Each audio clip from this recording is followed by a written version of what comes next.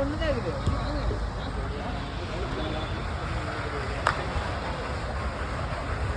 Batting யாருக்கு வேணும்? நம்ம யாரு? என்னப்பா 2 ரூபா போட்டாலும் அடிக்கிறீங்க. டாஸ் வின் பண்ணிட்டோம்ல. நான் யார் டீம்? மகேஷ். பேட்டிங்கா பவுலிங்கா?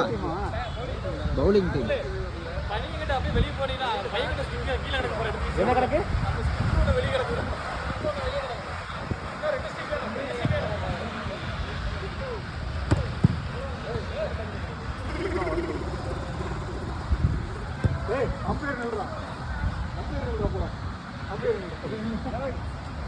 மோர நிக்க சொல்றா அப்புறம் பெண் குயின் மாதிரி